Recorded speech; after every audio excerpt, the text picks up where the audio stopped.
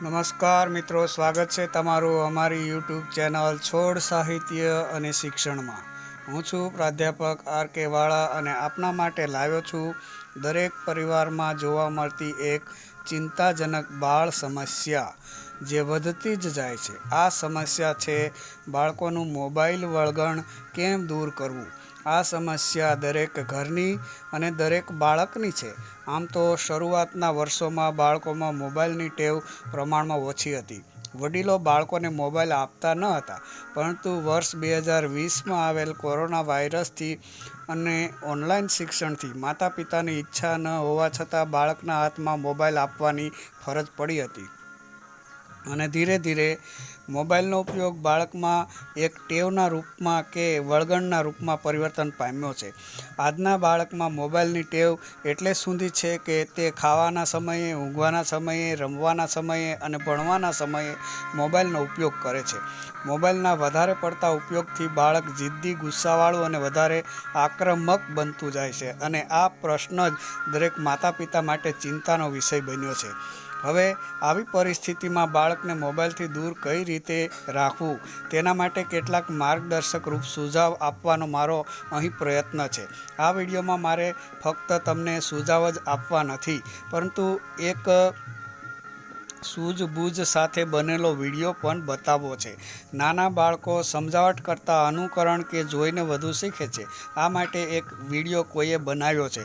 Video બનાવનારને lakh lakh અભિનંદન.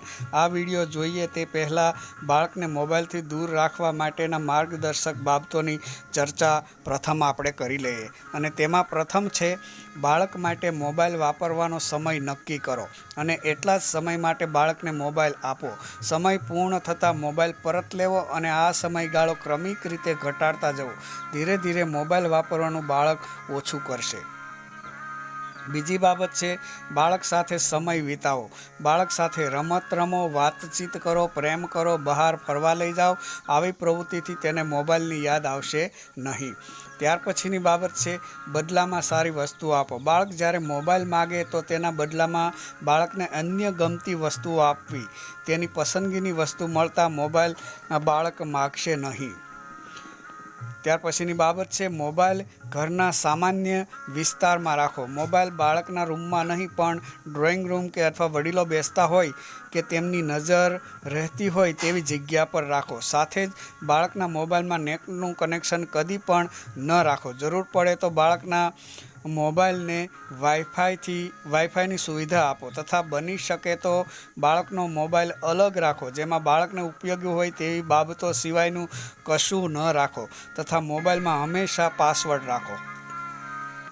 ત્યાર પછીની બાબત છે, બાળકોને અન્ય પ્રવૃત્તિઓમાં વ્યસ્ત રાખો. બાળકને અન્ય પ્રવૃત્તિઓ આપવી, જેવી કે વાંચન માટે ચિત્ર કે વાર્તાના પુસ્તકો લાવી આપવા અને બાળક પાસે વાર્તા વંચાવવી અથવા માતા પિતાએ વાર્તા વાંચવી. સંગીત, ચિત્ર જેવી પ્રવૃત્તિઓ બાળક પાસે કરાવવી. બાળકને આઉટડોર રમતો માટે લઈ જવા તથા તેના સમવયસ્ક મિત્રો બનાવવામાં મદદ કરવી તથા બાળકને શારીરિક શક્તિ વધે તેવી રમતો કે કામમાં વ્યસ્ત રાખવા.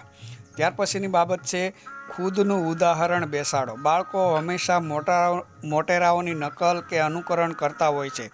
તેથી આપણે પણ મોબાઈલનો ઉપયોગ ઓછો કરવો જોઈએ. આવી કેટલીક માર્ગદર્શક બાબતો બાળકોને મોબાઈલના વળગણ ઓછું કરી શકે છે, પરંતુ નાનું બાળક સાંભળવા કે સમજવા કરતાં જોઈને કે નિરીક્ષણ કરીને વધારે શીખે છે, સમજે છે અને આ સમજ તેના મગજ પર લાંબો સમય પણ રહે છે.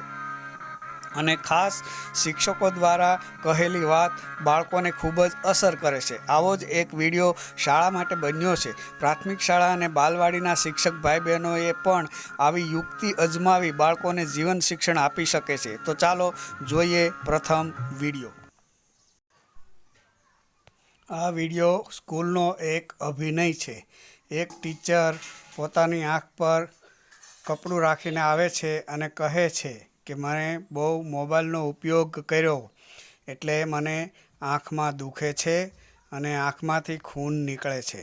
બીજા ટીચર છે તે આ દ્રશ્ય બતાવી અને બધા જ બાળકોને મોબાઈલ આપવા કહે છે અને કોઈ બાળક મોબાઈલ લેતું નથી. એટલું જ નહીં, બાળકોના ચહેરા પર આ જે અભિનય છે એની ખૂબ ખાસ અસર થઈ છે. તો મિત્રો, તમે આ ખૂબ સુંદર વિડીયો જોયો અને વિડીયોમાં બાળકોના ચહેરા પણ જોયા હશે. શાળાની શિક્ષિકાનો વિડીયોમાં અભિનય બાળકો પર કેવી ઘેરી અસર પાડી છે તે તમે જોયું હશે. આજના શિક્ષકો અને શિક્ષિકાએ પણ આવું બનવાની જરૂર છે.